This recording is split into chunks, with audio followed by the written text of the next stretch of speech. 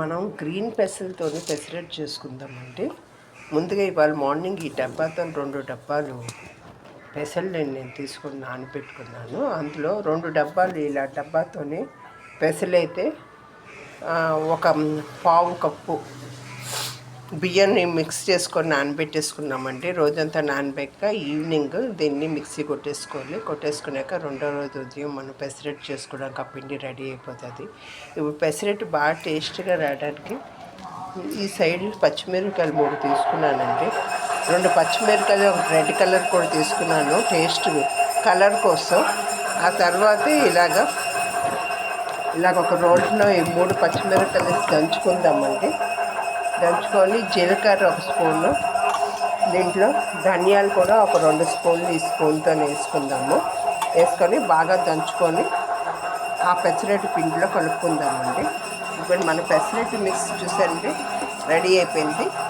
Green colour పెసలతో చేయడం వల్ల మంచి హెల్త్కి మంచిదండి. మార్నింగ్ ఇలా టిఫిన్ తీసుకోవడం వల్ల ఇంకా ఆకలి అనేది వేయదు. హెల్త్కి ప్రోటీన్స్ బాగా అందుతాయి. చిన్నపిల్లలకి అయితే ఇంకా మంచిది. ఏ ఏజ్ వాళ్ళైనా తింటే చాలా మంచిది. ఇప్పుడు మనం ఈ కారం గుండ కట్టుకున్నాం కదండి, ధనియాలు, జీలకర్ర, పచ్చిమిరపకాయలు, ఇది ఇప్పుడు ఈ మిక్సీలో ఇందులో మిక్స్ చేసేసుకుందాము. బాగా మెత్తగా అక్కర్లేదు, కొద్దిగా అలాగా గరుగ్గా దంచుకుంటే చాలు.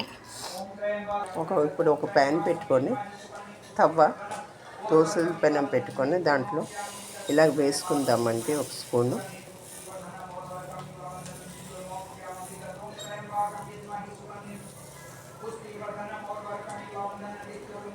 స్పూను వేసుకొని దాని మీద గీ వేసుకుందామండి. గీ వేసుకుంటే మంచి టేస్ట్ వస్తుంది మన పెసరట్టు.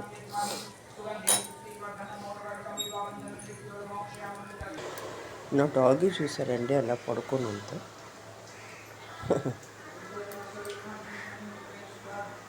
ఇప్పుడు నా వెనకాలే ఉంటుందండి అది.